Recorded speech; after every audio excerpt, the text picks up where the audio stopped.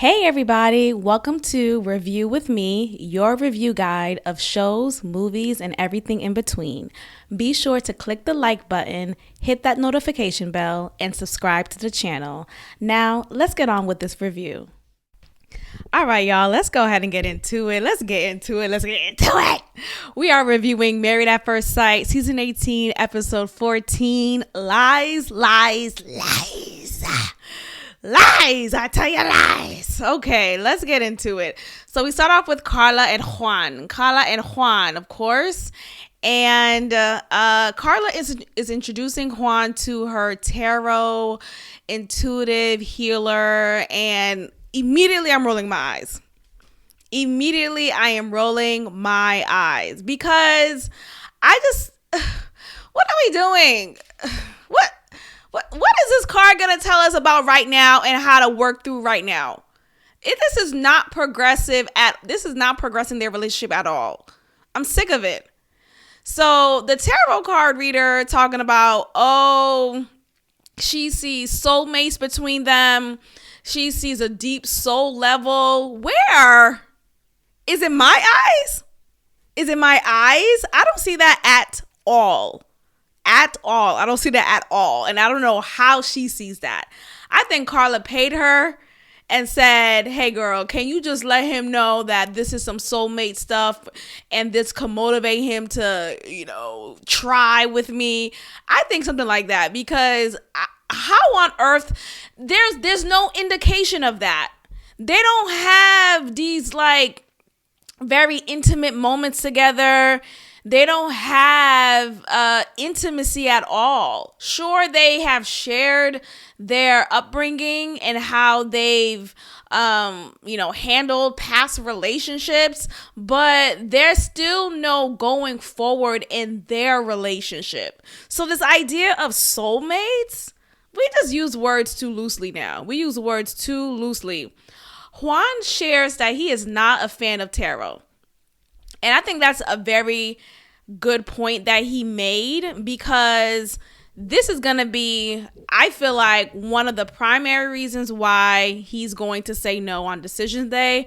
Aside from him just not feeling romantic feelings for her, he's also going to use this excuse, which, not to say it dismissively, it is an excuse, but I think it's a very...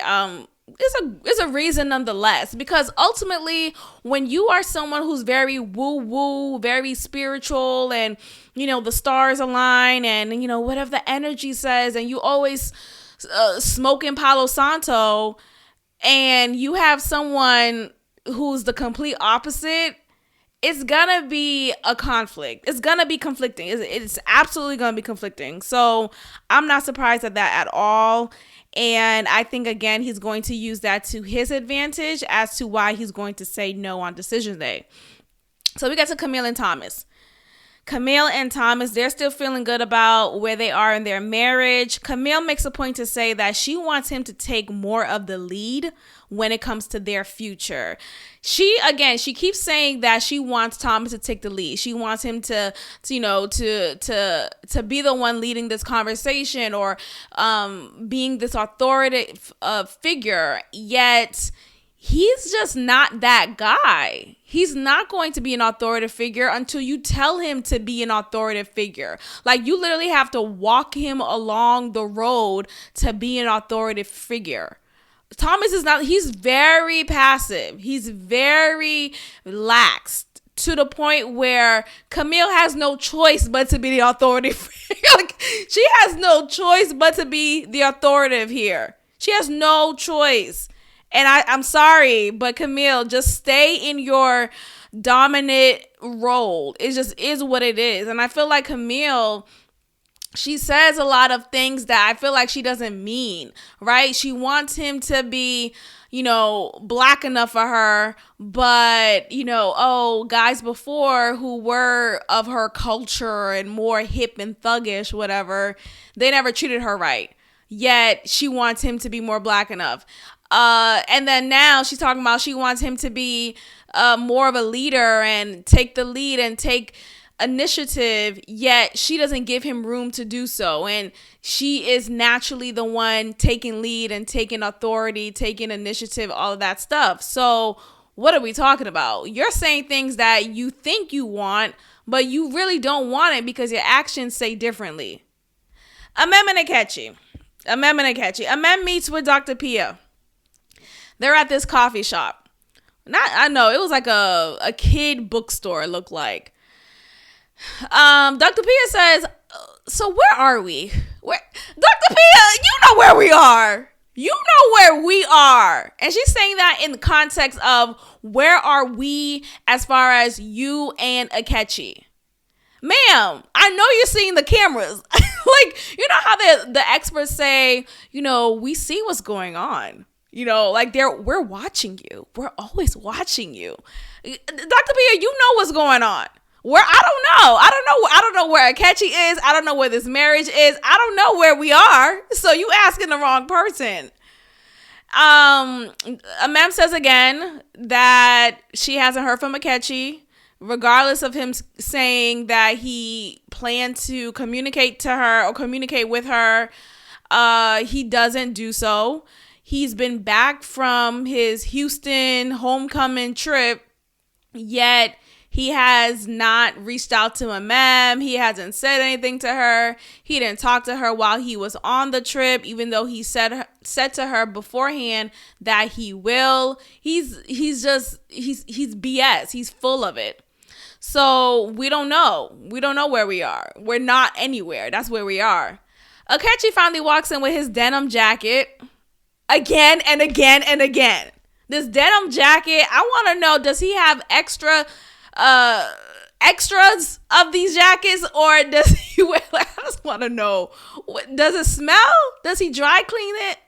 What's going on? So he walks in, he comes in super unenthused per usual, same energy, same low energy. He walks in, barely speaks. He says hello to Dr. Pia. He doesn't even look at Amem. He sits down. He kind of turns his head, but he doesn't really fully turn his head.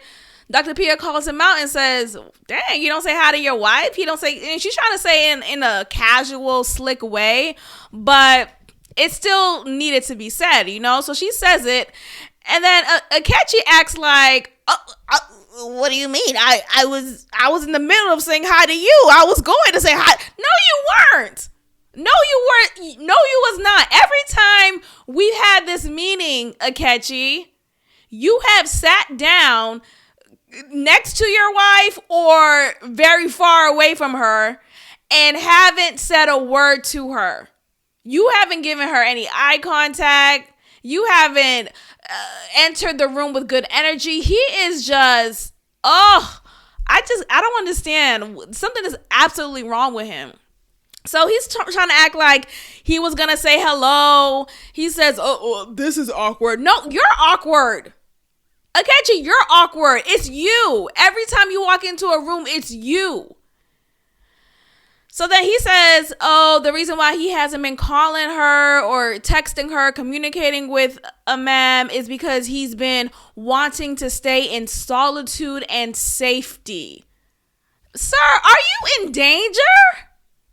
Akechi, blink twice. Are you in danger? Relax. Like, he acts like Amem has been humping his bones and he can't get her off him, and he's just a little scared boy. And I'm so sorry. I'm not trying to dismiss his feelings, but I feel like he is taking advantage of this narrative of Amem seeming to be this sexual aggressor, and I don't like it.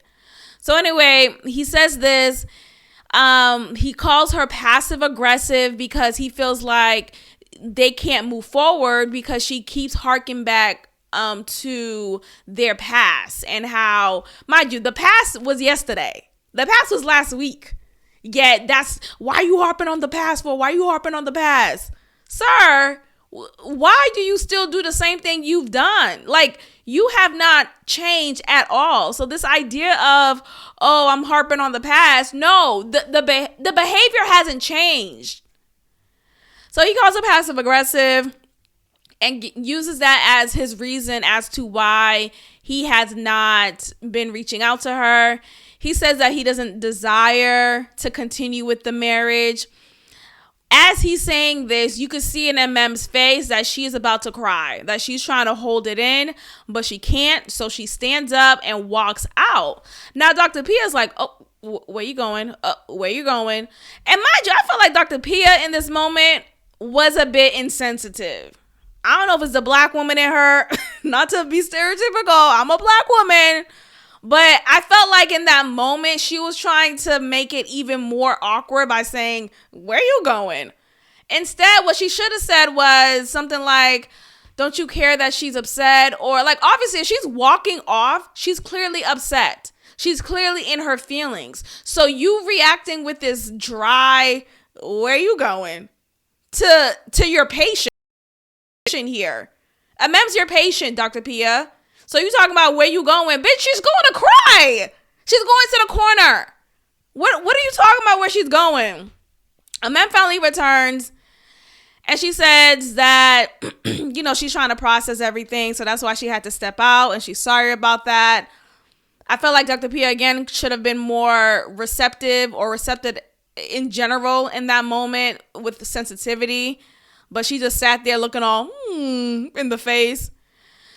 Akechi, well, no. So Mem says, she's given this, you can see that she's so trying. She's still like, she's holding her tongue. She's swallowing any curse words that she may want to say. And she's trying to explain how much she's not here to hurt Akechi and that she doesn't want to make him feel like she's here to hurt him. And again, she's trying to apologize to him again and again and again.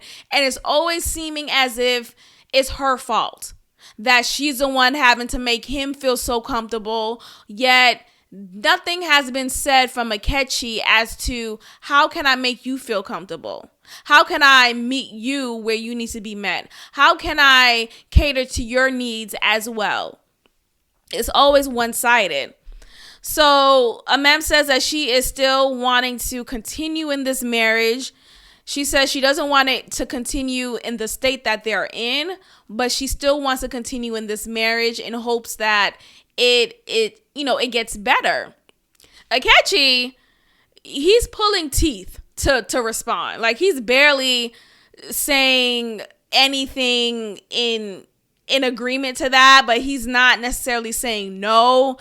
He's like, okay, well, I'm open to it, or whatever bull crap he says. He still doesn't give any eye contact. He's just very, very awkward. So they go outside. They're outside, and he's still not making any eye contact. He's staring off into the abyss. A man's staring straight into his soul, and you know how you could feel someone staring at you? That's what Akechi is feeling, but he is refusing to return the stare. Like, he is not making any eye contact. He is so uncomfortable with eye contact. He is so uncomfortable with questions, with direct conversation. He is just very strange.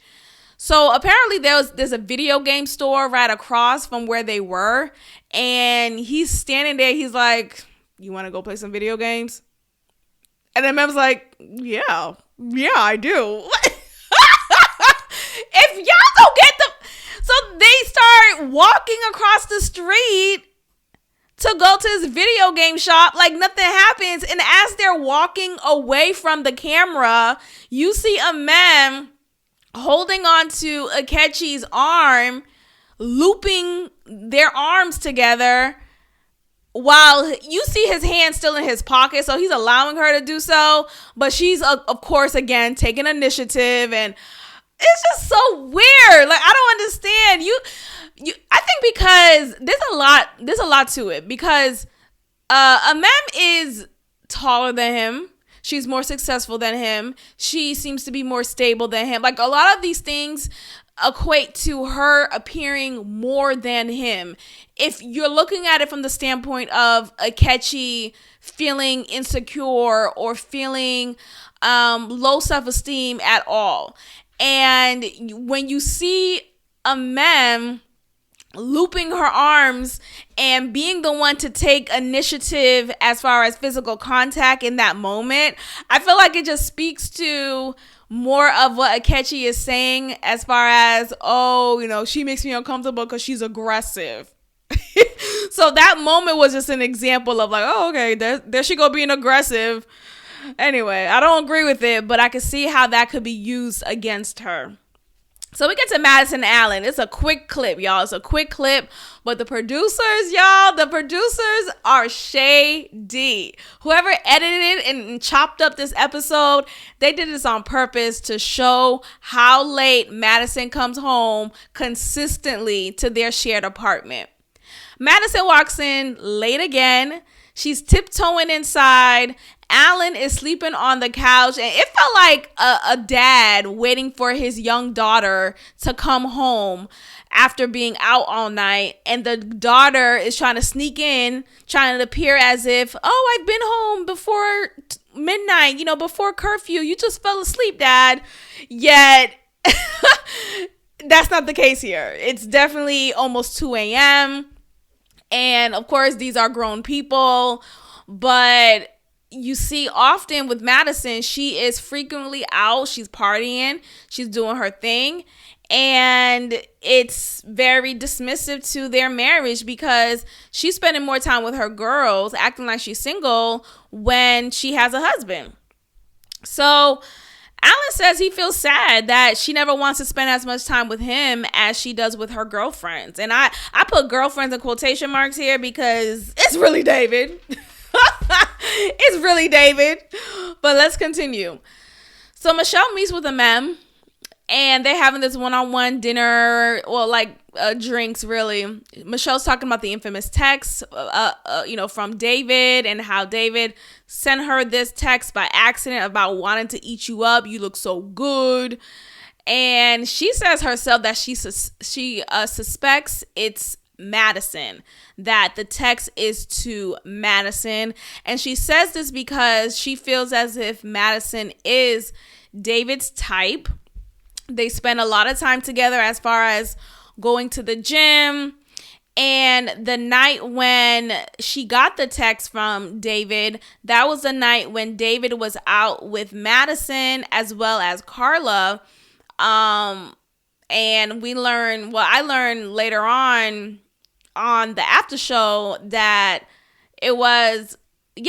David came into the mix, came into the party much later, and suddenly they were together, disappearing from Carla in that moment. But anyway, Michelle is spiraling. She says herself that she's spiraling. She's thinking about all of these circumstances or scenarios as to who the text may be for.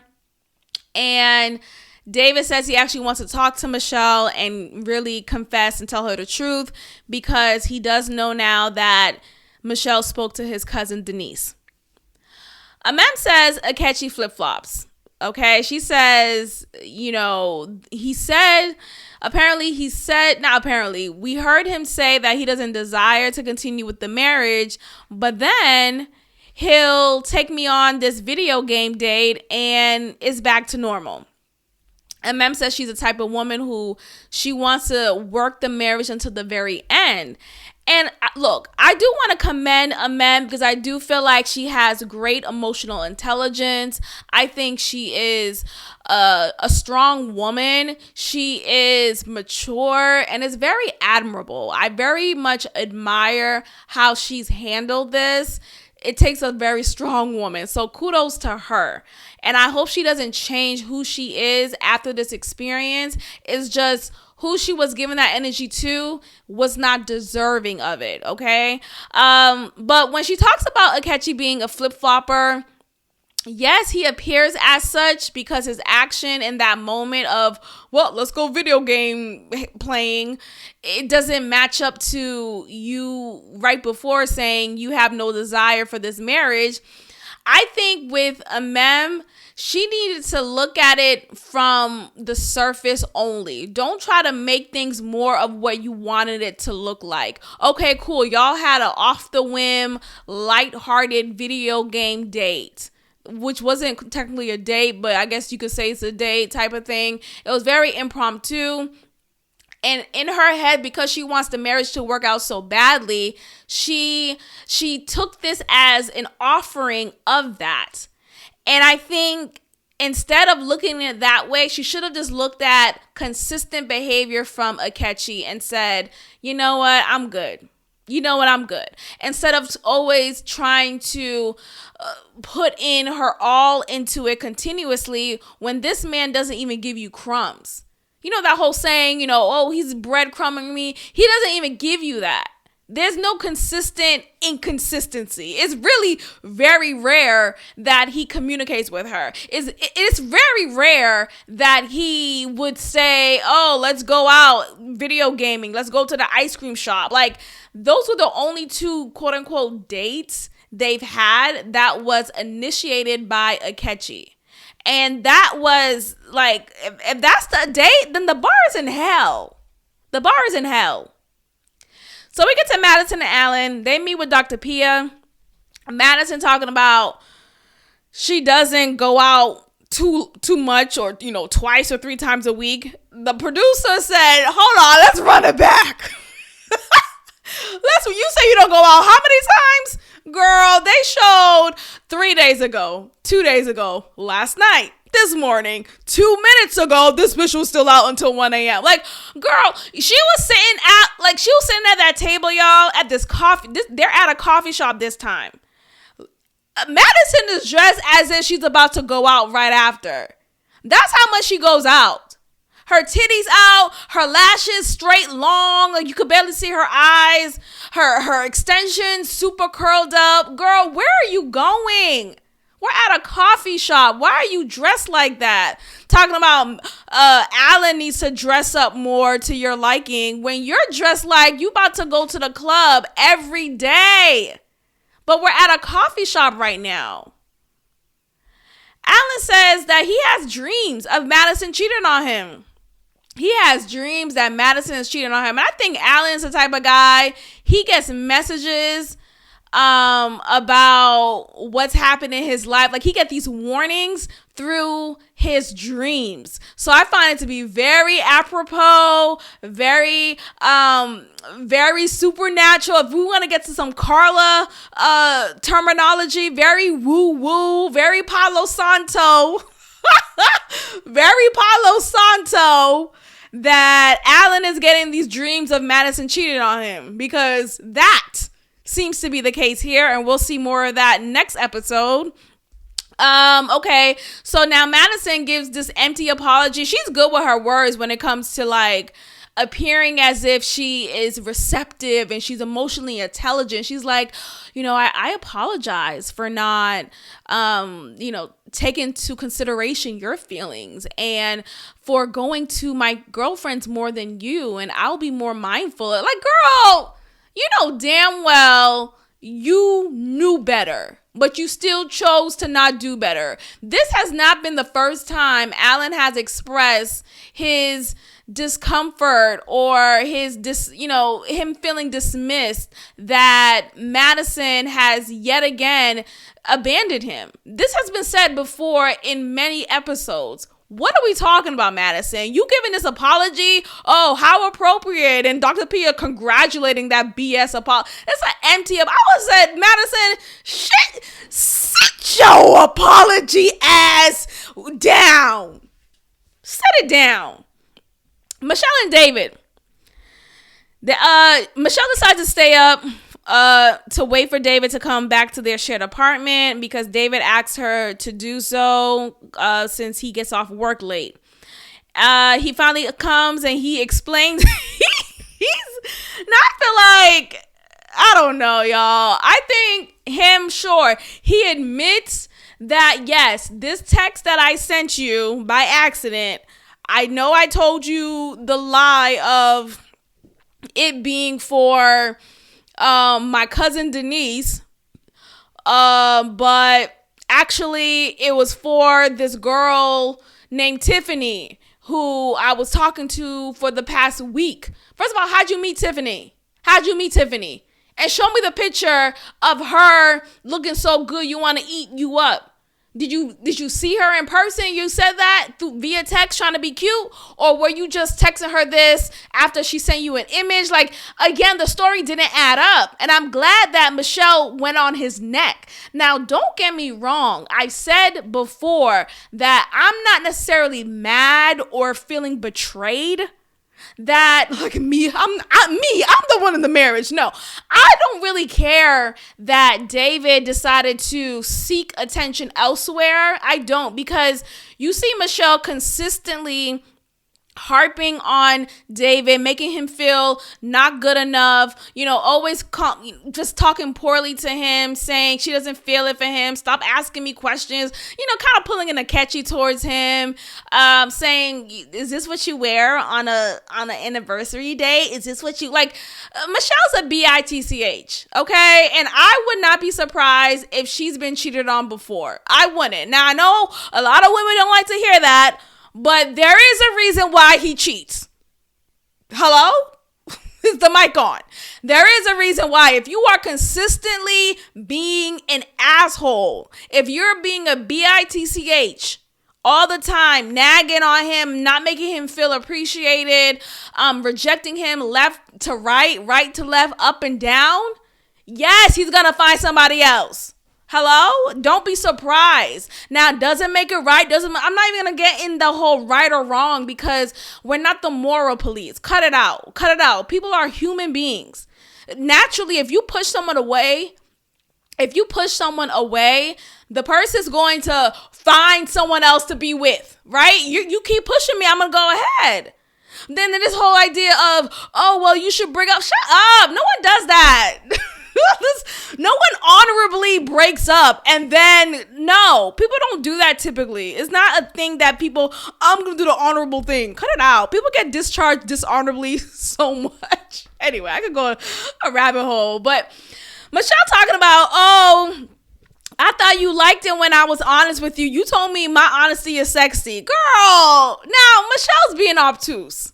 Michelle, you have been dogging this man left and right. You can't act like he has there's no understanding as to why he may have felt to seek other attention outside of this marriage. Okay? So let's stop acting like you're this innocent and you're so hurt. And no, I think it's her pride. I think it's her ego. And sure, this is giving us great entertainment, but Michelle, miss me with this. Okay? So David now, he's getting defensive. He's like, I'm telling you this as a man, as a husband, as a son, as a Puerto Rican, as a stepchild, as a teacher, as an engineer. Like, what other label you got, David? I thought it was so dramatic. He did not need to say all of that. It's embarrassing as a man, as a son, as a husband. David, okay. Yo, then he wanted to turn it on her and say, oh, well, you acted like everything was fine. You act like you just wanted to move on. Like you don't really care. Okay, David, you can't 1 second come to me talking about you're sorry that you lied and then get defensive when I call you out on it for not really wanting to believe you because you lied to me before. Then say, well, you acted like it was fine. Like, okay, let's pick one. Pick one. Okay? Stand on your business. Yeah, I started talking to someone else. Yes. And I'm liking this person. Yes. And it is what it is. Nothing you could have done to necessarily make me feel otherwise because you've been dogging me from the beginning. Okay? Anyway, the producer interferes, and the producer saying to David, talking about, this is a little confusing. I guess the producer thought David was going to say, no, I was texting Madison. But again, David said another random name. He said Tiffany. I was texting to someone named Tiffany. What? He just meeting random girls talking about Tiffany, Danielle, Jana. Who? Okay. So we get to Camille and Thomas. Camille and Thomas, they're meeting with Pastor Cal. They're talking about what life will look like for them together after decision day. Pastor Cal wants to know what are the concrete plans y'all may have in mind, and they seem to not really know. Tom is talking about his lease is going to end soon. Camille, I think her lease is not ending up soon, and she may, like, Pastor Cal gave the suggestion, is subletting an option? She's like, oh, like, still they weren't really saying anything, and I feel like it is an ongoing conversation for sure. But I think naturally, both of their places are apparently very tiny. But in the meantime, I feel like if Thomas's lease is ending soon, yet Camille's lease, she still has some time left on the lease, why not Thomas just move in with Camille? And Thomas put a majority of his things in storage. He tries to mesh in with what he can in Camille's place. And then by the end of her lease, they already have plans to move into a bigger space that's accommodating for the both of them. And that's that. Like, I feel like it shouldn't be that difficult to figure out. But their initial idea was, we could alternate between places. Are y'all okay? Alternate between places? What? Okay. So we get to Juan. Juan is playing soccer with his friend Ale. And Juan is saying how, he and Carla, they're getting along pretty well, but they're trying to build romantic. No, y'all not. Can we... You're not. No. When are y'all trying to... What are you talking? You talking about the time when you was trying to make her laugh through this fake rose on her belly button, and you're like, you're trying to be funny when it was a sexy time? Is that building romantic connection, Juan? Cut it out. Like, no, you're not. You're totally unserious. You're unserious, like the kids say. You're unserious. Juan mentions that Carla is very much into crystals and burning incense and, all of these tarot and yada, yada, yada. And he says he's not big on spiritual connection and stuff like that. He's more grounded. And like I said, this is going to be a point of contention between them because it is feeling very much like Carla is very whimsical, very much in the air, very much like, girl, what are you saying right now?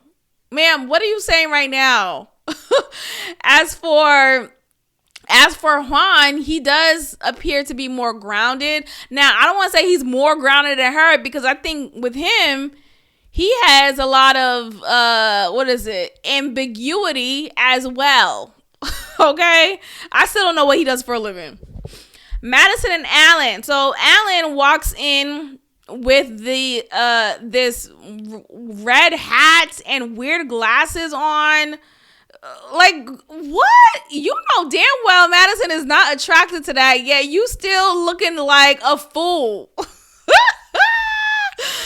don't understand. I know Madison is like, this nigga, oh my God. So she takes him to go see a stylist. And she says she's just being in his back end. I'm really impressed with Allan's confidence because, my gosh, she's like, I would not approach him at the bar. She says this to him right in front of his face, in front of company, the stylist. And she's saying how, she wouldn't approach him at the bar. His style is whack. His teeth is ugly. He's ugly. It's all ugly. Fix him. Fix this man.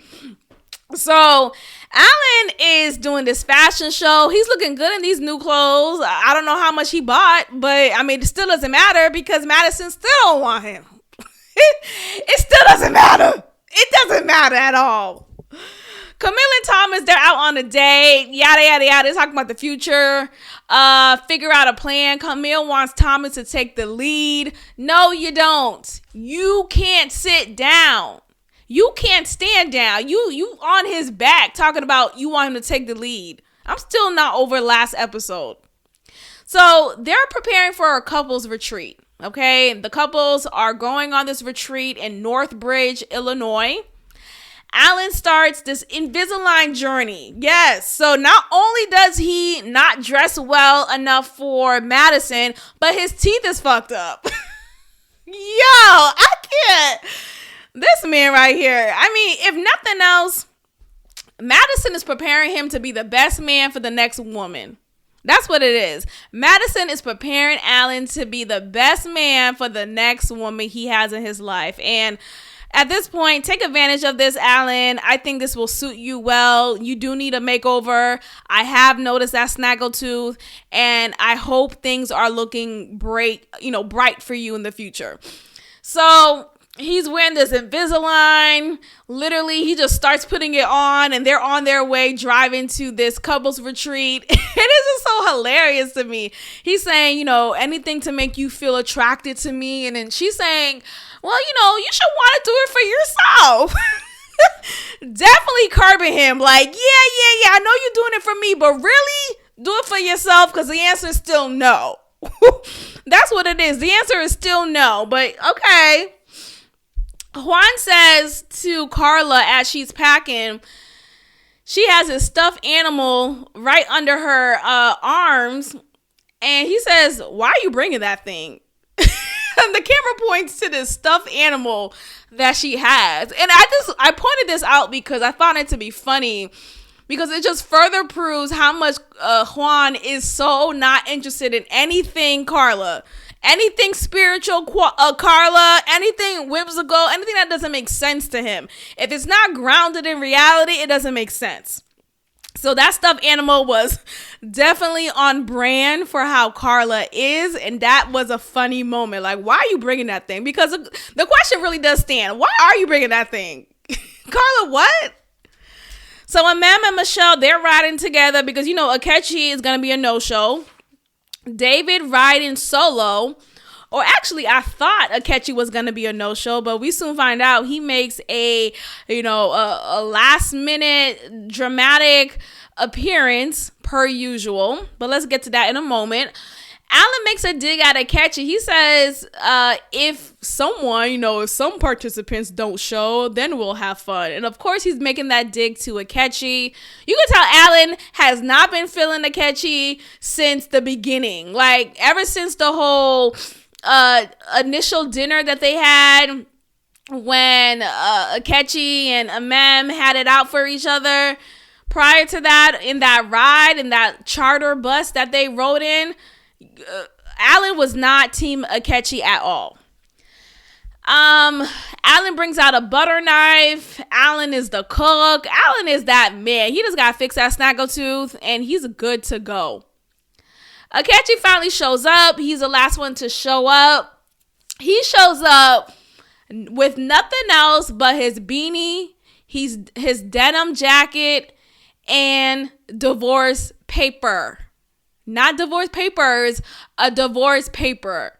Because why would you come unprepared with all 4 pages? Instead, he only comes with 1. Now, I feel like production probably set him up to do so, because what was the point of that? Did you not double check? Like, did that make sense to you? I thought he was going to do it right then and there in front of everyone, but then he tapped a man to come with him. But it wasn't to a separate room or anything. It was like literally right in that next seating area, in which everyone else could still very much hear what he was doing. Anyway, Mam's looking at the papers paper, and she says, oh, what is this? Oh, these are divorce papers. Okay, so you want me to sign, but there's nowhere for me to sign. This is page 1. I need to see page 1, 2, 3, and 4. I need to know what I'm signing first, okay, before I sign over my life. And the way that she did it, you could tell Amem is about her business. You could tell that she is clear-sighted, and she's very much business oriented. She's science. She's analytical. She's all of these things. So for you to come to me with this 1 pager, sir, try again. I'm not signing this. So Akechi's like, can you just sign the document? No, I cannot. Anyway, He's on his way out the door. He's talking about asshole. He says asshole. I'm like, oh, such a loser. What else? So Thomas says that he's on a different page than Akechi. Like, me and him, we're not even on the same page. Like, I didn't know what book that nigga's in. That's how much of a difference he is to Akechi. Michelle volunteers David to speak at the table next, and David goes on his whole monologue talking about, I'm embarrassed as a man, I'm embarrassed as a husband, as a son, as a Puerto Rican, as a half white and half person of color. I'm embarrassed as a middle class worker. I'm embarrassed. Like, sir, I'm still not buying it. Enough. Thomas asks Michelle, does she care about the marriage? Now, I wrote this down because I thought this was an interesting question. Because Thomas, okay, what are you trying to say here? Like, I get what he was saying, though, don't get me wrong. I felt like he was just making the point that, do you really care about the marriage, or are you just saying this just to have a moment, you know? And though that's true, Thomas, not right now. Not right now. We want to hear Madison get exposed. Okay? We want to hear the expose of it all. So, Allan, he tries to continue the conversation and say, well, you know, with me and Madison, like, he's trying to, like, add on to it or something like that. It was a weird exchange for that moment, because David immediately says, yo, bro, Allan, chill, as if he's trying to protect Madison. And he doesn't want Allan to keep on talking, but he doesn't even know what Allan was going to say. It was a weird moment. So much so that Madison gets up. She's like, I didn't want to keep talking about this. I'm tired of this heavy conversation. And, you know, she's all about the party. She's all about the fun. Yet she is totally resisting this moment because it's too much for her, I guess. I think it's ultimately because she probably feels like she's about to get exposed or called out. Anyway, the episode ends there, and we see in the preview that finally the calling out is happening.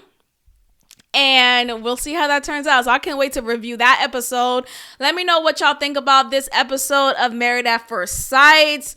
Do you really think there was a Tiffany, or was it Madison all along? We know the answer to that, but let's definitely chat about it in the comments. I'll see y'all next time. Peace.